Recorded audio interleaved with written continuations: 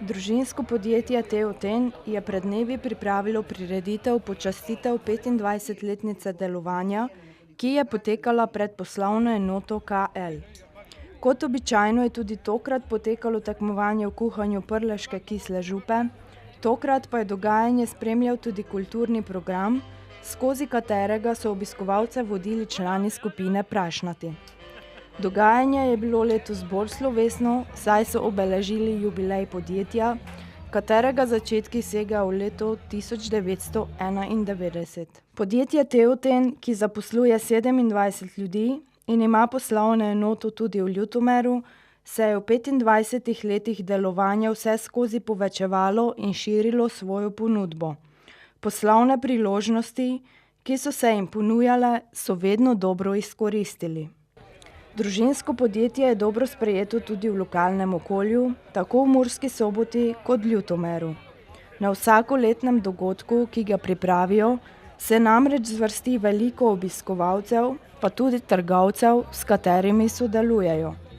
Ti se ponavadi pomerijo v kuhanju, letos je 14 kuharjev pripravljalo prleško kislo juho. Mi smo se odločili, da bomo predstavili pravo štajersko kislo juho. Ta štajerska kisla juha je na belo.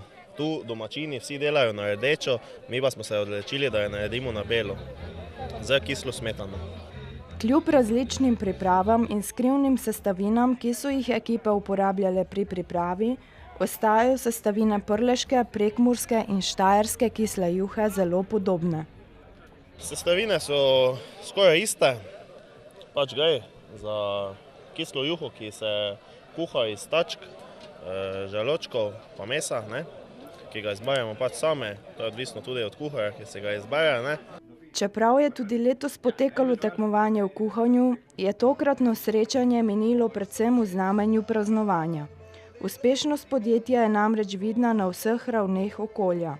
Vsekakor so taka podjetja izredno pomembna za našo regijo. Mi moramo vedeti, da smo komaj prišli ven iz ene ekonomske krize, ki je trajala zelo dolgo. Vsak, ki je preživel to krizo, je sigurno uspešen pri svojem poslovanju. Vsaka zaposlitev je pomembna, kajti od tega živijo tudi občine, živijo tudi vsi ostali, dobivamo davke, prispevke in ne moremo si predstavljati, kako težko je bilo v teh časih zagotavljati delo in seveda plače vsem zaposlenim. Kot sem povedal že prej, je podjetje izredno pomembno, ne zaradi tega, da bi bilo ne vem kakšen veliki igralec, ampak zato, da je znalo pritegniti vse družinske člane in iz prvotne male obrtne dejavnice naredilo podjetje, ki danes pokriva potrebe v Ljutomeru pa Murski Soboti. Tako da smo lahko na to zelo ponosni. Ko je podjetje uspešno, prinaša pozitivne koristi tudi za okolje, v katerem je locirano, v tem primeru predvsem za regijo Pomurje in Mursko Soboto. Absolutno, nikoli ni samo korist podjetja, tista ozka korist osnova, ampak kot sem povedal, korist imamo vsi. Na uspešnih podjetjih pravzaprav temelji razvoj Pomurja, kazalniki za Slovenijo in za Pomurje so zelo ugodni, tako gospodarske kot tudi na področju zaposlovanja, kajti Pomurska regija je ena tistih, kjer se najhitreje zmanjšuje brezposelnost v slovenskem merilu. Podjetje pa ne bi bilo uspešno brez zagnanih in marljivih ljudi, ki so ga uspeli ohraniti na takem nivoju skozi vseh 25 let. Veste, to nima ravno pravi ocen, vendar potem, kaj vidimo, da so uspešni, vidim, da so zaposlili vse člane družine, pa še imajo veliko odličnih sodelavcev, ki nam vedno pomorejo, svetujejo, tako pri zelenem programu, pri alternativnih virih energije in podobno. Tako da sem ponosen, da sem član te družine po neki povezava. Namreč moj sin je mož direktorice Natalije.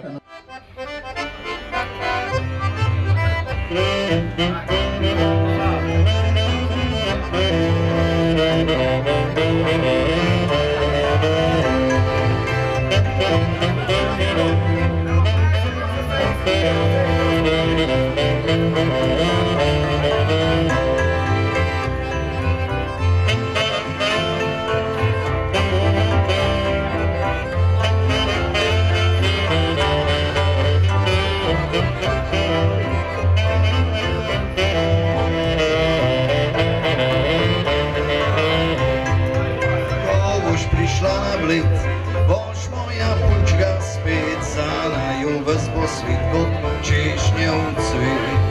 Na klopcu grem sedit in s tabo zvezde štet in srčece si gret, ko boš prišla na Bled. Moj srček zlat vodi lotika tako na vodo, popada v mrak, ko boš prišla na Bled. Boš moja punčka spet, za naju ves bo svet kot češnjev cvet.